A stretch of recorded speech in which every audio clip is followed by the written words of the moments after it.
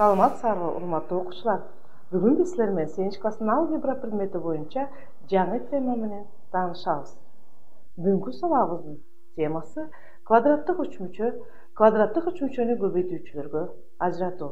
Бүгүнкү сабакта биз силер менен квадраттык үчмүчө деген эмне? Квадраттык үчмүчөнү көбөйтүүчүлөргө кантип ажыратабыз? Үйрөнөбүз. Анда мен силерге төмөнкүдөй сүрөттөрдү көрсөтүп көрөйүнчү. Эмнени байкадыңар? Ооба, бардыгы 3төн.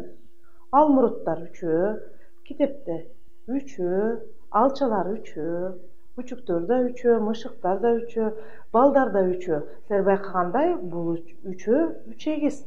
Демек, бир үй бүлөнүн мүчөлөрү. Анда силерде суроо пайда болот болуш керек. Алгебрада 3 мүчө деген эмнени түшүндүрөт болду экен? Анда мен бул суроого жооп берейин. 3a квадрат, b квадрат. Балдар, бул бир мүчө.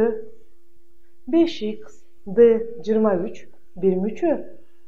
Y жана 5тин суммасы, x квадрат жана 3x y квадраттын айырмасы, 4a квадрат плюс b, булар 2 мүчө. Себеби бир мүчөдөн 2 болуп атат. 8x плюс 2y минус 1, 3x куб минус y квадрат плюс 9, 4a квадрат минус 3a плюс 7.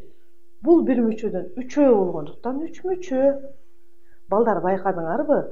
Демек, эгерде бир мүчөдөн 2 болсо 2 мүчө экен, 3 мүчө болсо, бир мүчөдөн 3 болсо 3 мүчө экен. А жалпысынан бир мүчөлөрдүн суммасын биз көп мүчө деп атайбыз. Демек, бир мүчөлөрдүн суммасы көп мүчө. Бүгүн биз силер менен 3 мүчөгө көңүл буралычы. 8x плюс 2y плюс 1. Бир мүчөдөн 3 болуп атат. Демек, 3-нүн суммасынан 3 мүчө турганын көрүп атасыздар. 3x куб минус y квадрат плюс 9га көңүл буруп көрөлү. Мында да бир мүчөдөн 3. 4a квадрат минус 3a плюс 7. 3 мүчө. Балдар, ушул 3 мүчөлөрдүн ичинен карап көрсөңөр, өзгөрмөлөрү биринчи менен экинчиде ар түрдүү болуп атат. X жана Y. Анда мен силерге 4a квадрат минус 3a плюс 7ге көңүлүңөрдү бурдургум келип атат. Бул 3 мүчө. Биринчи мүчөсү 4a квадрат, экинчи мүчөсү минус 3a, үчүнчү мүчөсү 7. Демек, бул 3 мүчө. Анын ичинен силер көңүл бургандай бир өзгөрмөлү. А өзгөрмөнүн даражасына көңүл бурсаңар, экинчи даражада. Бул 3 мүчөнү биз бир өзгөрмөлү экинчи даражадагы 3 мүчө деп атасак болот.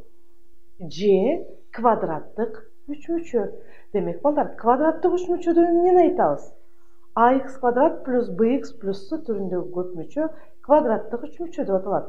Мында x өзгөрмө, ал эми a, b жана c коэффициенттери кандайдыр бир сан. a 0го барабар эмес болгон шартта квадраттык 3 мүчө боло алат. Анда, балдар, ушул формулага туура келсе, квадраттык 3 мүчө болоорун көрдүңөр. Мен силерге суроо бергим келип жатат. Төмөнкү көп мүчөлөрдүн кайсылары квадраттык 3 мүчө болот? Биринчиби, экинчисиби, же үчүнчү, төртүнчүсүбү? Силер таптыңар деп ойлойм. Квадраттык 3 мүчө болуш үчүн ax квадрат плюс bx плюс c түрүндө берилиш керек. a 0го барабар эмес болгон шартта. Демек, биринчи учурда x өзгөрмөсүнүн даражасы биринчи болуп атат. Демек, бул туура келбейт.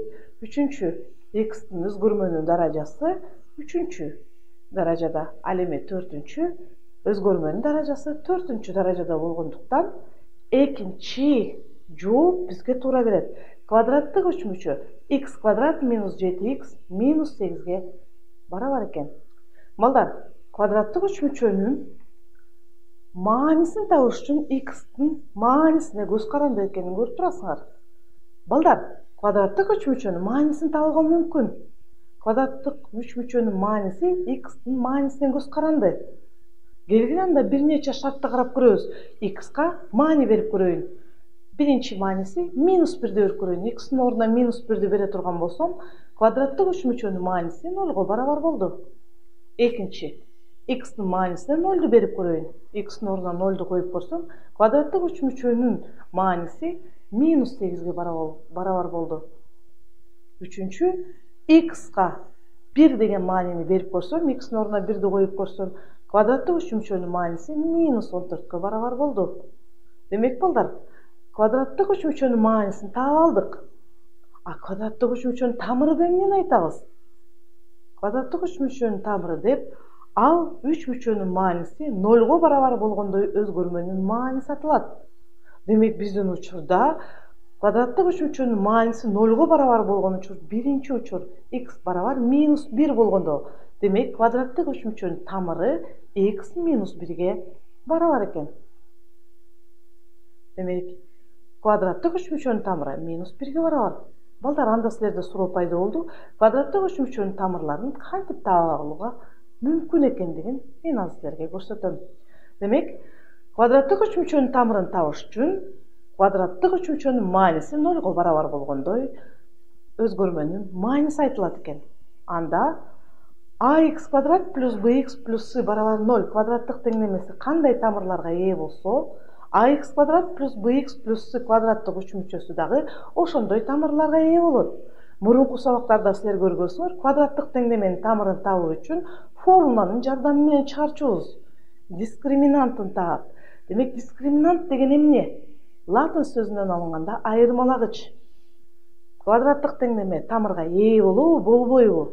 Болсо канча тамырга ээ? Бул дискриминанттын жардамы менен айырмалай алабыз. Анда квадраттык üçmüçөнүн тамырларынын саны дагы дискриминантынын белгисинен көз каранды. Анда квадраттык üçmüçөнүн дискриминанты кандай болгондо, канча тамырга ээ болорун карап көрөлүчү.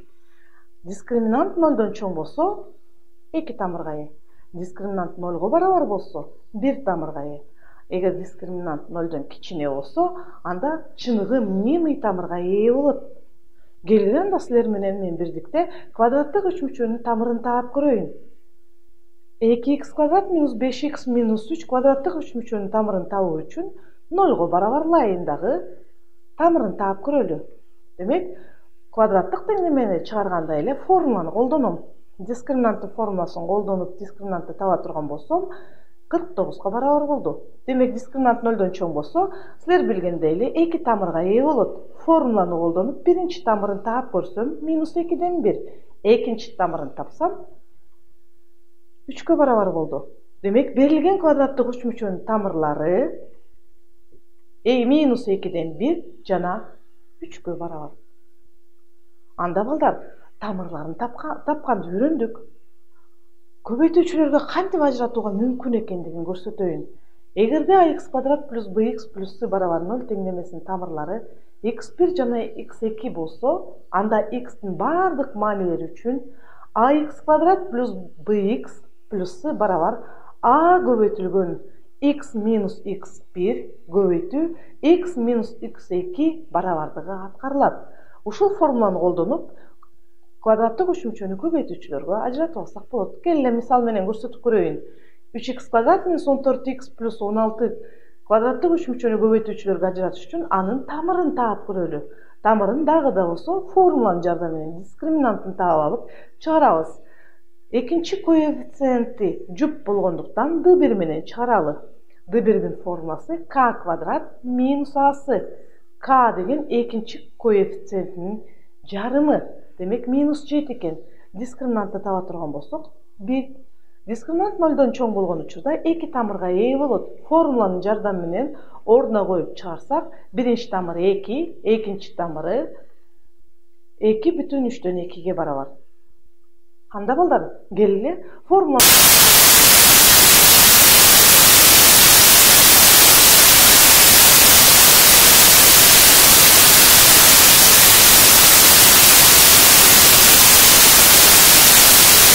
Демек, 3 көбөйтүү x минус x1, x1 2'ye барабар болгондуктан x минус 2 болот. Жана x минус x2 болгондуктан x минус 3'төн 8. x2 3'төн 8 деп алдым. Себеби балдар, a деген коэффициентти экинчи кашага көбөйтүү салууга мүмкүн. Анда берилген квадраттык üçmüçөнү көбөйтүүчүлөргө ажыратканда x minus 2 жана 3x minus 8'din көбөйтүндүсүн алдык. Көрдүңөрбү балдар? Квадраттык үчмүчөнү көбөйтүүчүлөргө ажыратуу үчүн алардын тамырларын таап, берилген формуlanын жардамы менен көбөйтүүчүлөргө ажыратып алууга мүмкүн. Анда, демек, квадраттык үчмүчөнү көбөйтүүчүлөргө ажыратууда формуланын жардамын колдонот экенбиз. А табигый шартта айрым материалдардын ажыроо мөөнөтү кандай болду экен? Келгиле карап көрөбүз. Металлдан жасалган буюмдар 100 жылдан ашык ажырайт экен. Ал эми кагаздан жасалган буюмдар, жемиштердин кабыктары жарым жылда ажырап бүтөт экен. Көрдүңөрбү балдар? Жалаң гана математикада дагы көбөйтүүчүлөргө ажыратуу болбостон, жашоо турмушубузда дагы ажыроо процесси жүрөт экен. Анда келгиле дагы квадраттык үчмүчөнү көбөйтүүчүлөргө ажыратайын. Берилген квадраттык үчмүчө 4-төн 1 y квадрат минус 2 y плюс 4'тү көбөйтүүчүлөргө ажыратыш үчүн тамырын табайын. Экинчи коэффициенти жуп болгондуктан d1 дискриминанттын формуласын колдонуп чыгарайын. Дискриминант 0-го барабар болду. Силер билгендей эле, дискриминант 0-го барабар болгон учурда бир эле тамырга ээ болот. Бир тамырды таап көрөлү. Y барабар 1 бөлүнгөн 4'төн 1, демек y 4'кө барабар экен. 1'ди 4'төн 1'ге бөлгөндө өз ара тескерисине көбөйтсөк 4'кө барабар болду. Анда балдар, бул учурда көбөйтүүчүлөргө кантип ажыратабыз? Демек, бир эле тамырга ээ болгондуктан, берилген квадраттык үчмүчөнү көбөйтүүчүлөргө ажыратууда a көбөйтүлгөн x менен x1'дин айырмасынын квадраты кылып жазып алууга мүмкүн. Анда 4'төн 1 y квадрат минус 2y плюс 4'тү көбөйтүүчүлөргө ажыратууда a коэффициенти 4'төн 1, ал эми 4'төн 1 көбөйтүлгөн x жана 4'түн айырмасынын квадратына барабар болду. Көрдүңөрбү балдар? Эгерде квадраттык үчмүчөнүн тамырын табууда бир эле тамырга ээ болсо, анда a көбөйтүлгөн x жана x1'ин айырмасынын квадратына барабар деген формуланы колдонуп көбөйтүүчүлөргө ажыратып алсак болот экен. Эми балдар, дагы бир шарты бар. Силерге көңүлүңөрдү бурдутайын. Келгиле балдар, дагы бир квадраттык үчмүчөнү көбөйтүүчүлөргө ажыраталы. Ал үчүн мен берилген квадраттык үчмүчөнү 0-го барабарлап, квадраттык теңдеме кылып жазып алайын. X квадрат минус 4x плюс 5 барабар 0. Дискриминантын тапсам, минус 1'ге барабар болду. Дискриминант 0'дон кичине болгон учурда, силер билгендей, чыныгы мнимый тамырга ээ болот. Демек, минус 1 комплекстүү сан деп карай турган болсок, минус 1 y квадратка барабар. Демек, минус 1'ди y квадрат кылып карасаңар, квадраттык теңдемен минус 1 деп карасаңар, биринчи тамыры 2 минус y, экинчи тамыры 2 плюс y деп алынат. Анда квадраттык үчмүчөнү көбөйтүүчүлөргө ажыратуунун формуласынын жардамы менен көбөйтүүчүлөргө ажыратып алсак, балдар, мына көрдүңөрбү? Биринчи x1'ди x2'нин ордуна койдум, формуланы колдонуп, кашаларды ачып салам. Демек, биринчи кашанын ичинде x минус 2 плюс y жана x плюс 2 плюс y'нин көбөйтүндүсүнө барабар болду. Айрым учурда эгерде дискриминант 0'дон кичине болуп калса, чыныгы мнимый тамырлардын жардамы менен көбөйтүүчүлөргө ажыратып алууга мүмкүн экен. Келгиле анда балдар, квадраттык үчмүчөнү көбөйтүүчүлөргө ажыратуунун жардамы менен бөлчөктөрдү кыскартып көрөлү. Берилген бөлчөктү кыскартыш үчүн биринчиден биз бөлчөктүн бөлүмүнө көңүл буралы. Бөлчөктүн бөлүмү y квадрат минус 5y минус 36 экен, аны 0-го барабарлап, тамырын табалы дагы көбөйтүүчүлөргө ажыраталы. Дискриминанты 169 болду. Дискриминант 0'дон чоң болгондо 2 тамырга ээ. Биринчи тамыры минус 4, экинчи тамыры 9 болду. Анда y квадрат минус 5y минус 36-ны көбөйтүүчүлөргө ажыратканда y плюс 4 жана y минус 9'дун көбөйтүндүсүн алдым. Ал эми бөлчөктүн алымы кыскача көбөйтүүнүн формуласы боюнча эки туюнтманын квадраттарынын айырмасы боюнча эки кашаага ажырайт.